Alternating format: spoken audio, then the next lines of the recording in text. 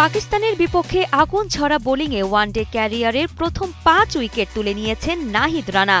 তার দুর্দান্ত বোলিংয়ে সিরিজে প্রথম ওয়ানডেতে এক পেসে দাপুটে জয় পেয়েছে বাংলাদেশ ক্রিকেট দল। তার তোপের মুখেই বড় চাপে পড়ে পাকিস্তানের ব্যাটিং লাইনআপ।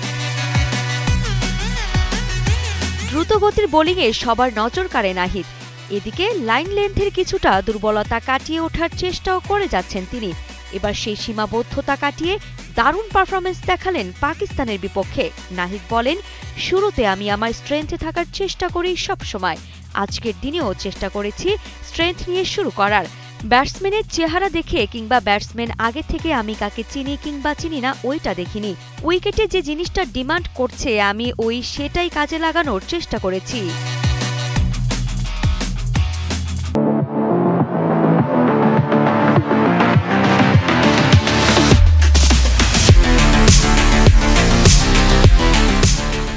তিনি আরও জানান, সবসময় চেষ্টা থাকে যে কিভাবে ভালো করা যায় এবং আমার দল কি চাইছে ওই জিনিসটা আমি করতে পারছি কিনা।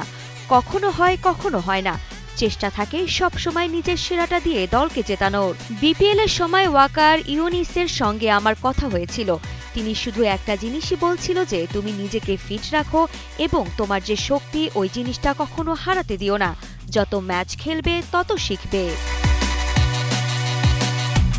নাহিদের কথা স্পষ্ট, প্রতিটি ম্যাচই তার শেখার জন্য নতুন সুযোগ। তিনি সবসময় চেষ্টা করেন নিজের সেরাটা দিয়ে দলের জন্য ভালো করার এবং সেই মনোভাবই তাকে পাকিস্তানের বিপক্ষে প্রথম ওয়ানডে 5 উইকেটে পৌঁছে দিয়েছে।